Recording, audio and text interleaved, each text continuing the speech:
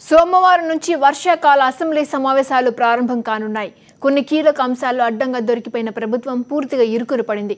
కనీసం సమాధానాలు కూడా చెప్పలేని పరిస్థితుల్లో ఉన్న ప్రభుత్వం తప్పించుకునేందుకు పక్కదారులు వెతుకుతోంది. ఏపీకి ప్రత్యేక హోదా ఇస్తామని బీజేపీ, తెస్తామని టీడీపీ తిరుపతి వెంకన్న సాక్షిగా మాటిచ్చాయి. చంద్రబాబు సీఎంగా ప్రమాణ స్వీకారం చేసినప్పటి నుంచి తెస్తామని చెప్తూ వచ్చారు.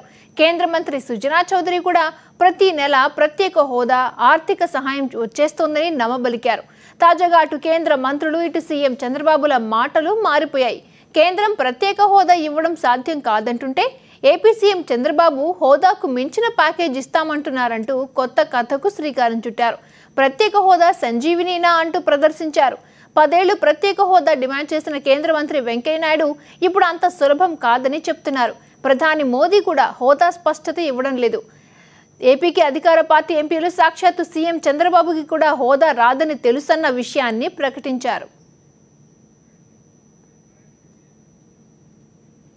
చంద్రబాబు మాటలు ఏపీలో మంటలు పుట్టిస్తున్నాయి. ప్రత్యేక హోదా సెంటిమెంట్ బలంగా పాతుకుపోయింది.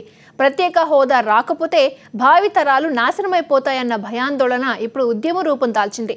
ఇప్పటికే 4 ప్రాణత్యాగాలు చేశారు. ప్రధాన ప్రతిపక్షం వైఎస్ఆర్ కాంగ్రెస్ పార్టీ ఢిల్లీ పార్లమెంట్ వద్ద ధర్నా చేసి తెలుగుడి గుండె ఘోషను వినిపించింది. ఈ నెల 29న బంద్కు పిలుపునిచ్చి 5 కోట్ల తెలుగు ప్రజల డిమాండ్ను బలంగా చాటి చెప్పింది. ఇప్పుడు అసెంబ్లీ వేదికగా అధికార పక్షాన్ని నిలదీయనుంది. ప్రత్యేక హోదా కోసం ఏపీ అసెంబ్లీలో వాడి వేడి చర్చ జరగనుంది. గతంలో అసెంబ్లీలో తీర్మానం చేయమన్నప్పుడు అధికార పక్షం వెనుకడుగు వేసింది. ఇప్పుడు ఏం సమాధానం చెప్తుందోనని యావత్ రాష్ట్ర ప్రజలు ఎదురు చూస్తున్నారు.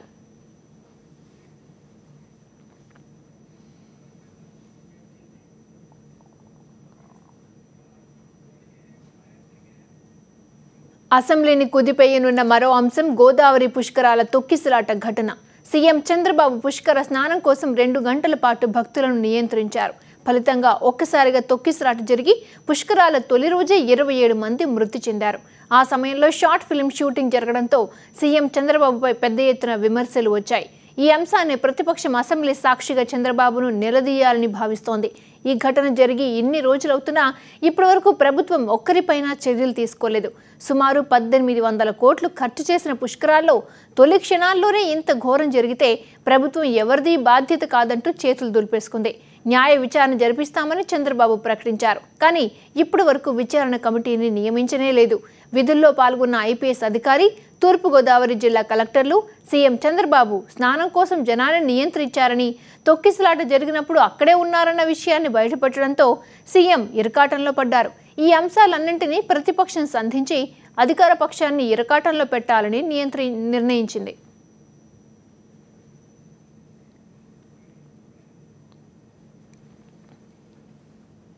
ఇసుక అక్రమ రవాణా యథేచ్ఛగా సాగిపోతున్న తీరుపై అసెంబ్లీలో హోరాహోరీ చర్చ జరిగే అవకాశం ఉంది.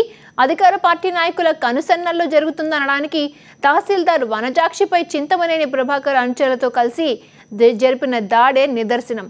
ప్రతిపక్ష ఎమ్మెల్యేలు, నాయకులపై కూడా ఇసుక వ్యాపారుల దాడులు చోటు చేసుకున్నాయి.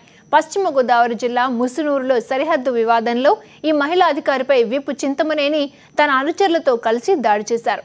ఆ ఘటన వివాదాస్పదం కావడంతో అప్పట్లో సీఎం చంద్రబాబు ఇద్దరిని తన ఇంటికి పిలిపించి రాజీ చేయించారు. ఐఏఎస్ అధికారి జేసీ శర్మతో విచారణ జరిపిస్తామని ప్రకటించారు. ఘటన జరిగి 2 నెలలన్నర దాటిపోయినా ఇప్పటి వరకు ఆ కమిటీ విచారణ ప్రారంభించలేదు. నెల రోజుల గడువు కూడా పూర్తయిపోతోంది. పోలీస్ స్టేషన్లో ఆమె పెట్టిన కేసును బుట్ట దాఖలు చేశారు. తర్వాత కూడా ఆమెను చంపుతామని బెదిరింపు లేఖ వచ్చింది. దానిపై కూడా విచారణ లేదు. దాడి చేసిన చింతమనేని ప్రభాకర్కు ఏపీ కేబినెట్ కూడా విప్ చింతమనేనికి గ్రీన్ సిగ్నల్ ఇచ్చింది. రోడ్డెక్కి కన్నీళ్లు పెట్టుకున్న ఆ అధికారిని సీఎం చంద్రబాబు తిరిగి మందలించడంతో ఇక ఏం చేయాలో తెలియక ఆమె మౌనంగా తన అవమానాన్ని భరిస్తోంది.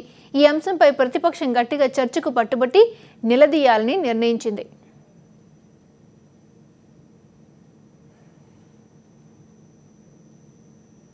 ఏపీ సీఎం చంద్రబాబు ఆడియో టేపులు బయటపడ్డ ఓటుకు కోట్లు కుంభకోణం కూడా అసెంబ్లీని అట్టుడికించే అవకాశం ఉంది.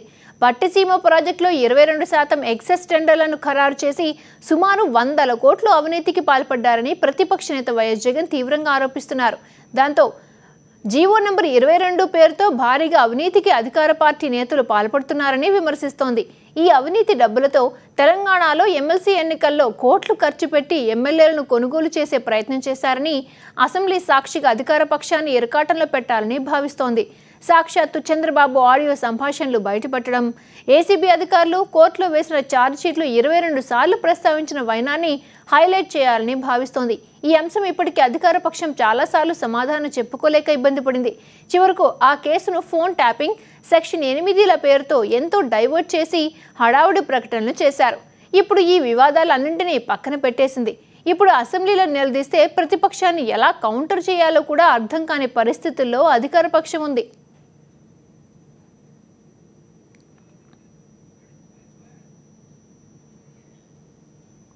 ఇక మరో విషాదకరమైన వివాదం రిషితేశ్వరి ఘటనపై కూడా అసెంబ్లీలో వాడివేడి చర్చ జరగనుంది. నాగార్జున యూనివర్సిటీలో ఆర్కిటెక్చర్ విద్యార్థిని రిషితేశ్వరి సీనియర్ల ర్యాగింగ్ కారణంగా ఆత్మహత్య చేసుకుంది. ఈమె ఉదంతం యావత్ రాష్ట్రాన్ని చల్లింపచేసింది. కుల సంఘాలు, యూనివర్సిటీలో ప్రిన్సిపల్ బాబురావు వ్యవహారాల కారణంగా ఈమె ఆత్మహత్య చేసుకుందని వార్తలు వస్తున్నాయి.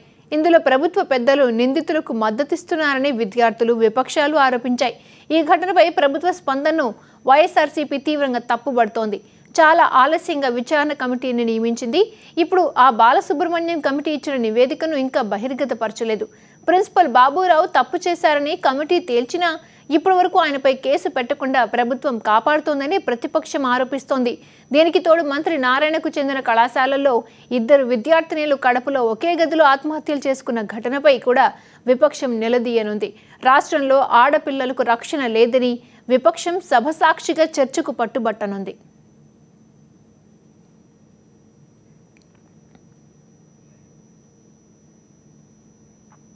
చంద్రబాబు నివాసంలో టీడీపీ స్ట్రాటజిక్ కమిటీ సమావేశం ముగిసింది. అసెంబ్లీ సమావేశాల్లో ప్రతిపక్షాన్ని సమర్థవంతంగా ఎదుర్కోవాలని నేతలకు చంద్రబాబు సూచించారు. ఓటుకు కోట్లు కేసులో ప్రతిపక్షంపై ఎదురు దాడికి దిగాలని నేతలకు చంద్రబాబు ఆదేశాలు జారీ చేసినట్లు తెలుస్తోంది. తాము ప్రత్యేక హోదాకి కట్టుబడి ఉన్నామని అసెంబ్లీలో వాదనకు దిగాలని చంద్రబాబు అన్నట్లు తెలిసింది. రాజధాని భూసేకరణపై ప్రతిపక్షానికి మాట్లాడే అవకాశం ఇవ్వకూడదని చంద్రబాబు అన్నట్లు కూడా సమాచారం. పుష్కర మరణాలపై విపక్షం పాయింట్ లేవదీస్తే వీఐపీ ఘాట్ను వదిలి పుష్కర ఘాట్లో స్నానం సాంప్రదాయమని వాదించాలని నిర్ణయించినట్లు సమాచారం. పుష్కరాలు, ఇరిగేషన్, ప్రత్యేక హోదా, అధికారులపై దాడులు, పట్టిసీమ ప్రాజెక్టులు, విద్యుత్, బొగ్గు కొనుగోలు, కరవు, రుణమాఫీ తదితర అంశాలపై విపక్షాలను ధీటుగా ఎదుర్కొనేందుకు వ్యూహం రచించినట్లు తెలుస్తోంది.